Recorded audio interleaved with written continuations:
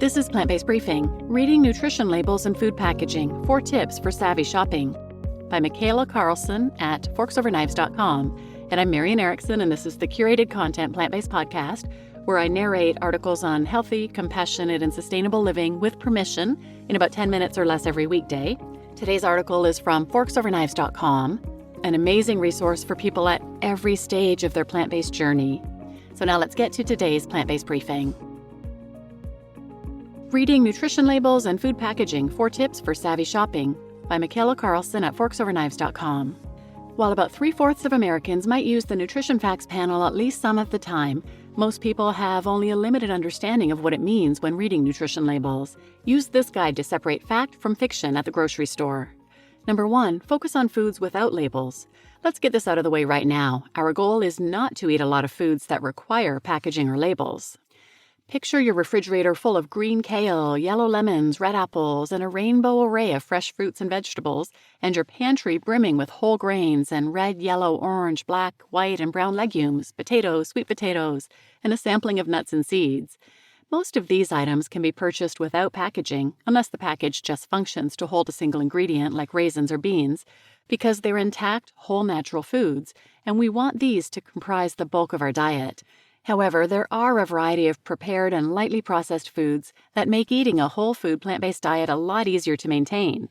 For example, whole grain products like crackers, wraps, and pizza crusts, canned products like beans, tomato paste, and tomato sauce, boxed products like plant milks, and of course, frozen fruits and vegetables.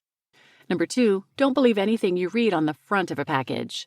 Food packages tend to be plastered with bold, exciting, and mostly meaningless, unregulated assertions.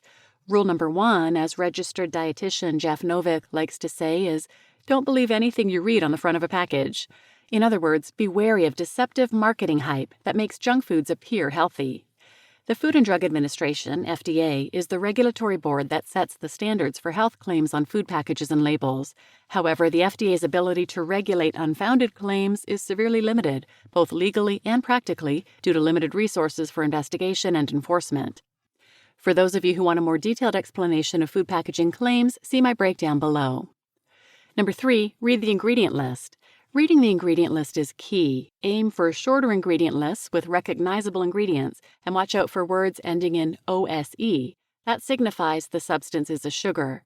Ingredients are listed in order of descending volume, so if you see wheat flour first, followed by glucose, high fructose corn syrup, and maltose, it's likely the total sugar from those 3 by weight adds up to more than the amount of flour. In addition, don't fall for any promises that a flour is made from whole grains unless the ingredient list is 100% whole wheat flour or 100% whole grain spelt flour or the like. Number 4, check the nutrition facts panel. Now you can move on to the nutrition facts panel, something to always check. Here's an overview of what's important. Fat. Although the nutrition facts label no longer includes calories from fat, you can find that out yourself with a few calculations. A gram of fat equals 9 calories, so first multiply the total grams of fat by 9. Divide that number by the total calories. Multiply the result by 100 to find the percentage. Aim for the fat calories to be 15% of total calories or less, so that's fat calories divided by total calories is 15% or less. Doing this calculation will steer you towards foods that have little to no added fats and oils. Cholesterol. Next, note the cholesterol count. Plant foods don't contain cholesterol, so if you see anything greater than 0 next to cholesterol, that's a clue to reread the ingredient list and check for hidden animal products. Sodium. The USDA has set 2,300 milligrams as the upper safe limit for daily sodium intake. If you eat only meals like the ones on our recipe pages with almost no added salt, you'll still easily get adequate sodium from whole plant foods. So if you eat any packaged or prepared foods, keeping to the 2,300 milligram limit, or better yet, 1,500 milligrams, is possible only by eating foods that contain very little to no added sodium. Jeff Novick's handy trick is to make sure the milligrams of sodium don't exceed the calories per serving. Sugar. Finally, take a look at the sugars. Remember that whole plant foods will contain some naturally occurring sugar, which, unlike highly processed sugar, comes packaged with fiber and other nutrients.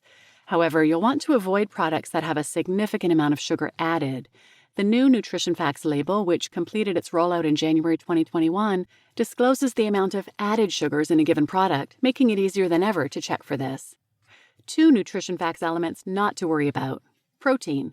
Don't worry about the protein. If you eat a whole food plant-based diet, you will naturally get all the protein you need without having to think about it. Daily values.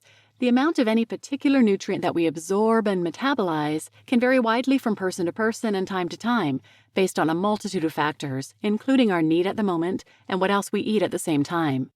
At best, food labels provide ballpark estimates of nutrient content, given the poor quality assurance, inadequate sample sizes, and lack of evaluation standards common in the industry. Another reason not to get too excited about the daily values is that they were calculated only for adults and haven't actually been updated in decades. How to decipher food packaging claims. There are 3 types of potentially misleading packaging claims: health claims, structure or function claims, and nutrient claims. The FDA is the regulatory body that sets the standards for these claims. However, the FDA's ability to regulate unfounded claims is severely limited, both legally and practically, due to limited resources for investigation and enforcement. Health claims and structure or function claims. To most consumers, all 3 types of claims look pretty similar, particularly the first 2. Here are the technical descriptions of both. Health claim includes an evidence-backed statement relating a food or food component to a disease or health outcome. These claims have to be reviewed and evaluated by the FDA prior to use. Structure or function claim describes the effect that a substance, rather than a nutrient or food, has in affecting the normal structure or function in the body without making reference to a disease. No evidence review from the FDA is required. The manufacturer merely has to submit a letter declaring its intent to use the claim and include the disclaimer, "This statement has not been evaluated by the FDA," on its packaging. Here are some examples of each kind. Can you easily tell them apart? Verbs like support, maintain, and boost are often used in structure or function claims. A health claim might be lowers cholesterol. A structure or function claim might be helps maintain normal cholesterol levels. A health claim is reduces risk of osteoporosis. A structure or function claim is helps build strong bones. And a health claim is reduces risk of urinary tract infections. And a structure or function claim is helps maintain urinary tract health. Nutrient claims. The third kind of claim, a nutrient claim, makes a statement about the nutrient content of the food and, for example, may use the words good or excellent. Use of these 2 words is based on the daily values for each nutrient. For instance, a package can claim its contents to be a good source of calcium if 1 serving contains 10 to 19% of the daily value for calcium. An excellent source is defined as 20% or more of the daily value. However, as discussed above, we don't recommend trying to organize your diet around meeting recommended levels of particular nutrients. The bottom line, remember, the fewer packaged or labeled foods you eat, the better. When buying packaged foods, don't pay attention to words like natural, wholesome, and optimal. They don't mean anything. Instead, focus on reading the ingredients list and the nutrition facts panel. Following these simple guidelines and finding your go-to brands will make healthy eating a whole lot easier. And know that the more you practice deciphering product packaging, the easier smart shopping will be. You just listened to Reading Nutrition Labels and Food Packaging: 4 Tips for Savvy Shopping by Micaela Karlsen at forksoverknives.com. And I'm Marian Erickson, your host. And please share this episode with anyone who might benefit, and thanks for listening.